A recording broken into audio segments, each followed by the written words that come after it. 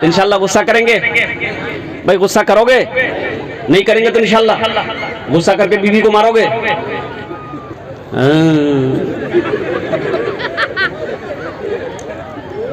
भाई देखिए कितने लोग तो बीवी को ऐसे मारते हैं लाठी लेकर के, बाप रे बाप, लोटा लोटा के मारता है। वैसे मारने का हुक्म है भाई, वैसे मारने का हुक्म है। और कुछ लोग कहते हैं कि नहीं हजरत आप नहीं समझते हैं, बीवी को ज्यादा मुंह लगाइएगा ना वो सर पे चढ़ जाएगी। सर पे क्या चढ़ेगी भाई?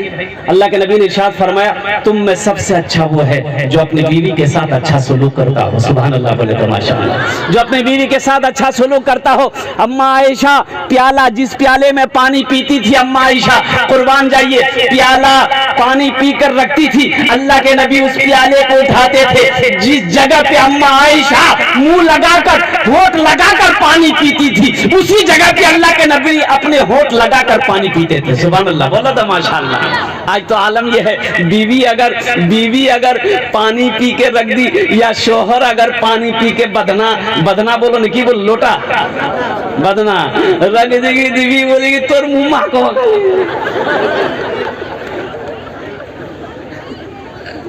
नबी की सुन्नत को जिंदा करो। देखिए घर सिर्फ सोने चांदी के सिक्कों से रुपयों से नहीं चलता, अच्छे अखलाक से घर चलता है।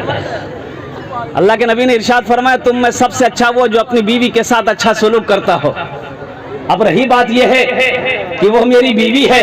अच्छा ये बताइए भाई, गौर करने का मकाम है, सोचने का मकाम है। बीवी अरे वो बीवी सिर्फ बीवी नहीं है, अरे बीवी तो एक दोस्त है, एक अच्छा साथी है, बीवी हमसफर है, बीवी हमराज है। बीवी के जैसा दोस्त कहाँ मिलेगा? बीवी के जैसा कोई दोस्त मिल सकता है? बीवी के जैसा कोई साथी मिल सकता है? हाँ, अब रही बात यह है कि थोड़ी सी ये जो है कम छे बाहर खुले नहीं बोलूं चंदो नहीं दिवे। एक औरत अच्छा देखिए कितनी वफादार है, अपने शौहर की कितनी इज्जत करती है कि कुछ भी कर लो आप, नाम पूछते पूछते थक जाइएगा। ये तो बता रहे नाम की जो बोल लीजिए, शौहर नाम की जो बोले नहीं क्या बोलूं, शौहर नाम बोलूं तो वो निकाह टूट जावे। बोलती है ना औरतें कि शोहर का नाम लेंगे तो निकाह टूट जाएगा, जबकि ऐसी बात नहीं है। शरीयत ने इजाजत दिया है कि वक्त जरूरत अपने शोहर का नाम बीवी ले सकती है, लेकिन हमेशा ना ले, ये भी अदबी है।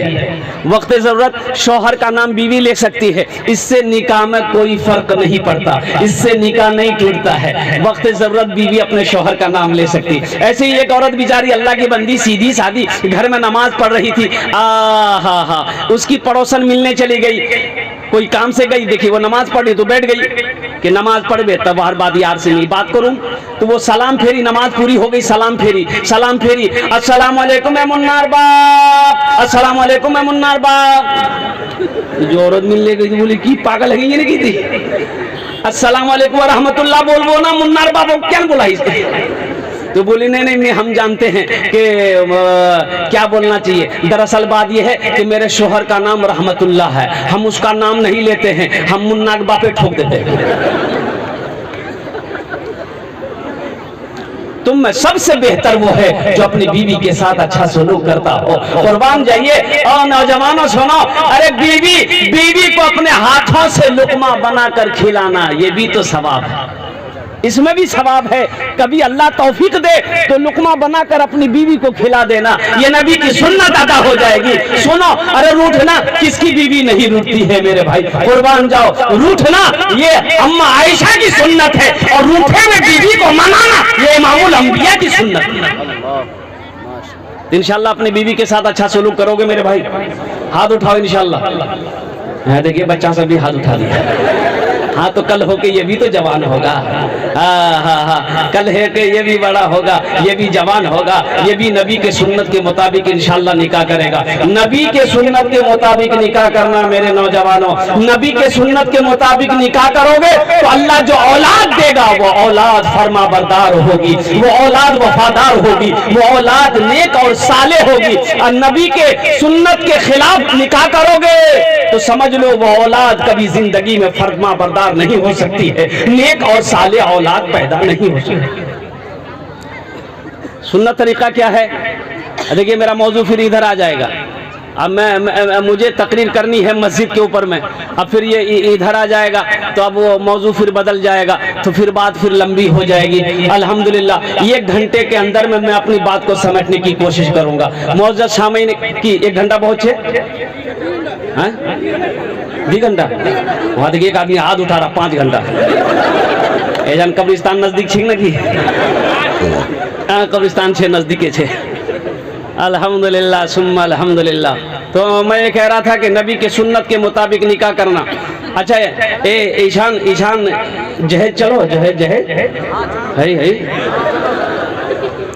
ईशानो चलो हाँ ओटा गाड़ी चलो ओटा गाड़ी नाम छे थपाची है रहिए किसी भी हाल में चर्चा न कीजिए।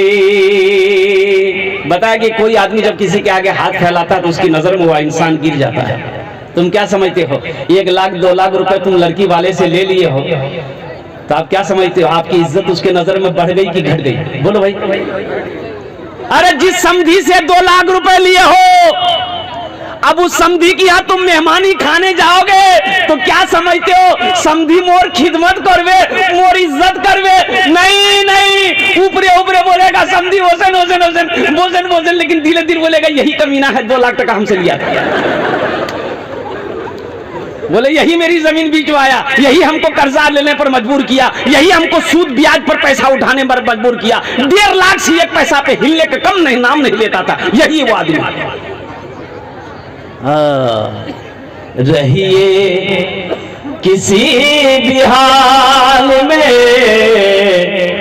चर्चा न कीजिए, खुद को किसी के सामने रुसवा न कीजिए। रहिए किसी भी हाल में चर्चा न कीजिए, घर में जरूर लाइए बेटी गरीब की, लेकिन किसी गरीब से सौदा न कीजिए। रहिए किसी भी हाल में चर्चा न कीजिए। एक लड़का संस्कृत पढ़कर आया, संस्कृत पढ़कर लड़का आया था और वो लड़का एमए भी था ओमए भी था, दोनों था, समझ रहे ना। एक लड़की वाले को पता चला कि लड़का बाहर से पढ़कर आया है, लड़का संस्कृत पढ़कर आया है, बाप का इकलौता बेटा है, बहुत अच्छा रहेगा, मेरी भी इकलौती बेटी है, अगर उस लड़के से मेरी बेटी की शादी हो जाए तो फिर क्या कहने। अपनी बेटी की तस्वीर लिया, एक आदमी को साथ लिया कि भाई चल तुम्हारे साथ, बोला चल। वो आदमी चला गया, वो उसके घर रात में पहुंचा तो बोला कि हम फला जगह से आए हैं, हम पता चला आपके पास एक बेटा है, इकलौता बेटा है, मेरे पास भी इकलौती बेटी है, दौलत की कमी नहीं है, आप जो मांगोगे दे देंगे अगर आपको मेरी बेटी पसंद आ जाए। तो लड़के का बाप बोला कि ठीक है, तस्वीर लाए, कह के तस्वीर लाए, बोला दिखाइए। इन्होंने पॉकेट से हाथ निकाला, बोला ये लिए तस्वीर। लड़की खूबसूरत थी तो लड़के के बाप ने कहा कि हाँ मुख पसंद है, मोर बेटा के देखे दे। उसका बेटा को जो लड़का शादी करना था वो भी देखा, उसको भी पसंद आ गया, बोला कि हाँ मोको पसंद। अभी तो ये आलम, ये जमाना आ गया है, ये जमाना आ गया है। एक जमाना वो था, हमारे बूढ़े बुजुर्ग यहाँ पर बैठे हैं कि पहले जमाने में बेटे की शादी की बात अगर घर में छिड़ जाती थी तो बेटा बाप के सामने में शर्म से खड़ा नहीं रहता, भाग जाता था। बोला बात सही है कि नहीं हजरत? बोलिए। इतनी शर्म अदब करता था। और अभी का जमाना बाप रे बाप, मोबाइल में फोटो लेकर लड़का घूमता है और माँ को बोलता माँ यारे में बियाह करो, बाग बोले दिसती। बोलो बात सही गलत है? बोलो। कुर्बान जाओ, हम कहां से कहां चले गए। ये लड़का भी पसंद कर लिया, लड़की वाला बड़ा खुश हुआ कि चलो बाप ने भी पसंद कर लिया, बेटे ने भी पसंद कर लिया, अब कुछ लेन देन की बात कर ले, इन लोग क्या लेगा नहीं लेगा, जहेज में क्या देना होगा नहीं देना होगा। तो समधी को बोला कि समधी तो की लीवे जहेज, बोला नहीं मोक नहीं पूछे, मोर बेटा पूछे ले की लीवे नहीं लीवे वही जानबे। तो लड़का से पूछा के बेटा की लीबो, टाइटन घड़ी लीबो ना सोनाटा घड़ी लीबो, की लीबो बोल। तो लड़का संस्कृत में बोला ना, की बोलो ये ना बोलो ना बोलो। तो उसके साथ में जो था वो बोला कि नहीं संस्कृत बोलो। फिर पूछ, बोला बेटा क्या लेगा, वॉशिंग मशीन लेगा, वॉशिंग मशीन। तो लड़का बोला ना,